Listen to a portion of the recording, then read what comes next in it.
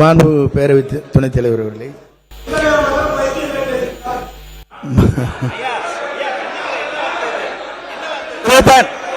இல்ல இல்ல ஒரு நிமிஷம் மாண்புமிகு பள்ளி கல்வித்துறை அமைச்சர்.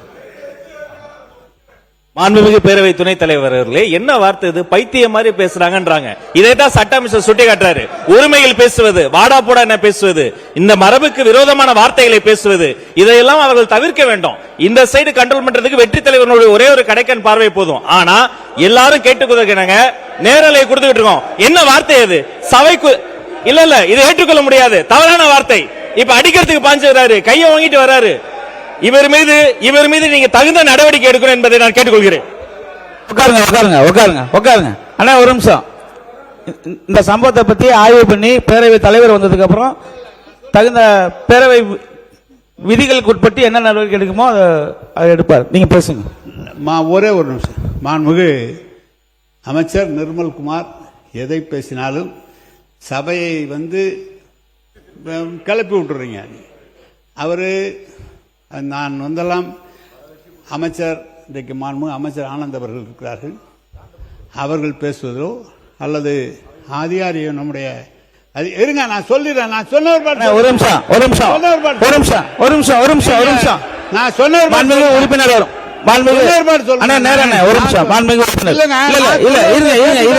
இருங்க, நான் சொல்றேன். இருங்க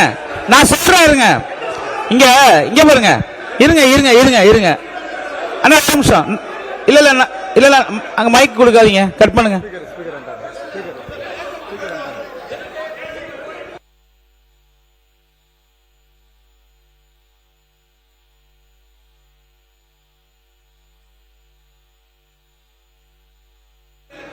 உறுப்பினர் கே நேரு எல்லாரும் இருக்கிறாங்க. ஆனா நீங்க மட்டும் ஏன் அப்படி குரோதமாக பேசுறீங்க? இருங்க வரேன். என்ன இருங்க வரேன். ஏன் பாய் இருங்க பாய், நான் இருங்க. என்ன அப்படி பேசுறீங்க? ஏன் அப்படி பேசுறீங்க? சட்டம் இருங்க. நீங்க நான் அப்புறம் ஏதாவது சொன்னா வருத்தப்படுவீங்க. ஒன்னா சொல்லிட்டு இருப்ப காமிக்கிறீங்க. உறுப்பினர் கே நேரு அவர்கள், உறுப்பினர் இருங்க. உறுப்பினர் கே நேரு அவர்களுக்கு உட்காருங்க. ஒவ்வொருத்தரும் நான் வரேன். கொஞ்சம் இருங்க. மாண்புமிகு சட்டத்துறை அமைச்சர் இருங்க, நீங்க விளக்கமா பேசுங்க, பதில் சொல்லுவோம். மாண்புமிகு பேரவைத் தலைவர் கேட்டுதான் யாரும் எதுவும் குதர்க்கமாலாம் பேசுறதில்ல. அதாவது ஒரு சில வார்த்தைகள் முதல்வர் பேசும்போது குறுக்கிடுறதும், இல்ல பொதுச் செயலாளர் இல்ல நீர்வள பாசனத்துறை நம்ம அமைச்சர் பேசுறப்ப குறுக்கிடுறதும், அங்கிருந்து தேவையில்லாத கமெண்ட் பாஸ் பண்றோம். இது பொதுமக்களுடைய பொதுவான கோரிக்கை. என்னன்னா அவர்கள் அங்கேயும் பார்க்கணும்னு ஆசைப்படுறாங்க. இது பொதுவான கோரிக்கையா தான் நாங்க சொன்னோம் தவிர யாருடைய இங்க யாரையும் குதர்க்கமாலாம் பேசல. காவேரி விஷயத்துல இதே சபையில பல விவாதங்கள் நடந்திருக்கு. காவேரி விஷயத்துல என்னென்ன கடந்து வந்த பாதை பல விவாதங்கள் நடந்திருக்கு. 2007 வந்தது ஏன் 2013 வரைக்கும் கெசட்ல வெளியிடாம இருந்துச்சு. இது மாதிரி பல விவாதங்கள் நடந்துருச்சு. அதனால உடனே எல்லாரும் அதை நீக்க வேண்டிய அவசியம் இல்லை, ஆய்வுக்கு எடுத்துக்கலாம். மாண்புமிகு உறுப்பினர் கே நேரு அவர்கள். பேரவைத் தலைவர் அவர்களே, பேரவைத் தலைவர் நடுநிலையாக இருவரையுமே பேச சொல்லி அனுமதித்து வர கருத்துக்களை சொல்கிறார். ஒரு தவறான கருத்து என்றால் நீக்க சொல்கிறார். ஆனால் நேரடியான ஒளிபரப்பு இது நீக்கினாலும் நாங்கள் பத்திரிகையில் தான் வராமல் இருக்குமே தவிர நேரடியாக ஒளிபரப்பாயிரு. எங்களுடைய முகத்தை காண்பிக்கவில்லை என்றெல்லாம் இந்த சட்டமன்றத்தில் எவ்வளவோ நிகழ்ச்சிகளை நாங்கள் பார்த்திருக்கிறோம், எவ்வளவோ காரசாரமான விவாதங்களை நடத்தியிருக்கிறோம். ஆனால் திறந்தாழ்ந்து என்றைக்கும் போனதில்லை. நீங்கள் மக்கள் பார்த்து கொள்ளட்டும். யார் இங்கேயும் காமிங்க அங்கேயும் காமிங்க, மக்கள் தீர்ப்பு சொன்னா நாங்கள் ஏற்றுக்கிறோம். ஆனால் அமைச்சர் நீங்க தயவு செய்து சொல்றேன், நீங்க ஏதோ அநாகரிகமானலாம் பேசாதீங்க. அதெல்லாம் பேசாதீங்க, அதெல்லாம் சரியா இருக்காது. சொல்லுங்க அவை முன்னவர் வரேன், நான் வரேன். மாண்புமிகு பேரவை தலைவர் அவர்களே, அதுபோன்ற வார்த்தைகள் பேசவில்லை என்று அவர் சொல்லியிருக்கிறார். அதே போல் நிறைவாக இருங்க சொல்றாருப்போம். ஆகவே அவர் சொன்னது ஒன்றே ஒன்றுதான், அந்த பகுதியிலும் காட்டுங்கள், மக்கள் பார்க்கட்டும் தான் சொன்னார், தவிர வேற ஒன்றும் இல்லை. தயவு கூர்ந்து ஆகவே மாண்புமிகு உங்களை பார்க்கிறேன். மாண்புமிகு நம்முடைய எதிர்க்கட்சி துணைத் தலைவர் அவர்கள் இங்கே பேசுகிற போது சொன்னார்கள் காவிரி நீர் பிரச்சனை பற்றி. காவிரி நீர் பிரச்சனையை பொறுத்தவரையிலும் அரசும் அங்கே இருக்கிற விவசாய சங்கத்தினுடைய தலைவர் அவரும் இருவரும் சேர்ந்துதான் வழக்கு முதலில் போட்டார்கள். ஆனால் தமிழக அரசு அன்றைக்கு உங்கள் ஆட்சியில் இருக்கின்ற போது அதை வாபஸ் பெற்றீர்கள். பிறகு புரட்சி தலைவர் சொல்லிருங்க புரட்சி தலைவி வழக்கு புரட்சி தலைவி அம்மா பொறுப்பேற்றதற்கு பிறகு 89 அம்மா புரட்சி தலைவி தான் சொன்னாங்க.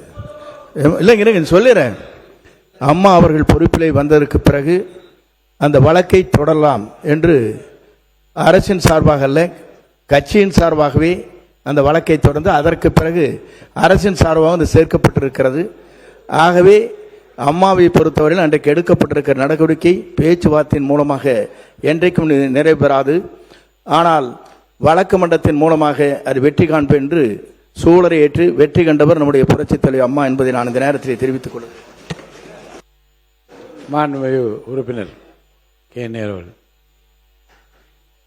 இந்த சட்டமன்றத்தில் மாண்பு பேரவைத் தலைவர் அவர்களே, இந்த சட்டமன்றத்தில் ஏன் வழக்கு வாபஸ் பெறப்பட்டது என்பதெல்லாம் பல விளக்கமாக முதலமைச்சர்களே பேசியிருக்கிறார்கள். பிரதமர் ஒரு கூப்பிட்டு இது நான் சமாதானப்படுத்துகிறேன், நீங்கள் இது மாதிரி செய்யுங்கள் என்று சொல்கிற போது பிரதமர் பேச்சை கேட்க வேண்டிய நிலை. அதற்கப்புறம் தான் நீதிமன்றத்துக்கு போனோம். இதெல்லாம் விளக்கம் சொல்லப்பட்டிருக்கிறது.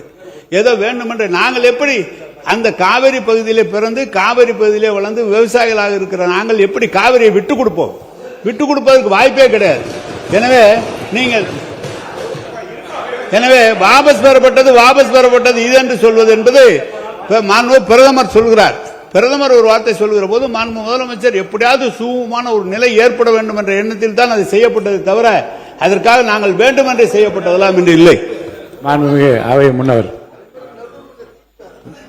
பேரவைத் தலைவர் அவர்களே, பிரதமர் எங்களை அழைத்து பேசினார்கள், ஆகவே நாம் வாபஸ் பெற்றோம் சொன்னார்கள், அதற்கு நன்றி. மாண்புமிகு சட்டத்துறை அமைச்சர் முடிங்க. மாண்புமிகு பேரவைத் தலைவர்களே, இவ்வளவு காலமாக வைக்கப்பட்ட குற்றச்சாட்டு என்னன்னா, ஒருதலை பட்சமாக பிரதமர் சொல்லி ஒரு முடிவை எடுத்திருக்கிறார். அன்று இருக்கிற ஒன்றிய அரசுக்கு சாதகமா எடுத்தார்னு சொல்றதான் குற்றச்சாட்டு. அதான் குற்றச்சாட்டு. அதனாலதான் அந்த காலகட்டத்தில் அந்த வழக்கு 2007 வரை நமக்கு கொண்டு வந்து வர்றதுக்கு இத்தனை 40 வருட டிலேயே வந்து இந்த அன்னைக்கு வாக்கு பாஸ் வாங்கினாலதான். அதுக்கப்புறம் 83 புரட்சி தலைவர் கொண்டு வந்து அந்த வழக்கை திரும்பவும் பதிவு செய்தார். அதுக்கப்புறம் அம்மா வந்து முடிச்சு வச்சாங்க. 2013 வரை எவ்வளவு போராடி அந்த கெசட்டை வெளியிட வச்சாங்க. 2018 வந்த தீர்ப்பு எப்படி வந்துச்சு எல்லாமே தெரியும். இது ஒரு விஷயத்தை ஒத்துக்கொண்டதற்கு மிக்க நன்றி. மாண்பு உறுப்பினர், உங்களோட மட்டும் உறுப்பினர் நீங்க பேச விளக்கத்தோடு முடித்துவிட்டு நான் முடிவு சொல்றேன். நீங்க பாருங்க. சபையிலே இதை பற்றி அதிகமான தரவை சொல்லப்பட்டிருக்கிறது. அவருக்கு இது தெரியுமா தெரியும், ஆனால் தெரிந்திருக்க வேண்டும். கொஞ்சம் கற்றவர் தெரிஞ்சிருக்க வேண்டும். ஏற்கனவே இது சொல்லப்பட்டு அதுக்கப்புறம் தான் நடுவர் மன்ற தீர்ப்பை வலியுறுத்தி நடுவர் மன்றத்தில் 220 டிஎம்சி என்று சொல்லி அதற்கு பிறகு ஒரு வழக்கு தொடர்ந்து 14 டிஎம்சி குடிநீருக்காக குறைக்கப்பட்ட காலம் தொடர்ந்து சட்ட போராட்டம் நடத்தி தான் வந்திருக்கமே தவிர எந்த இடத்திலும் விட்டு கொடுத்ததில்லை. எனவே நன்றி சொல்றது உங்களுக்கு நன்றி, இதை கொண்டு வந்ததுக்காக.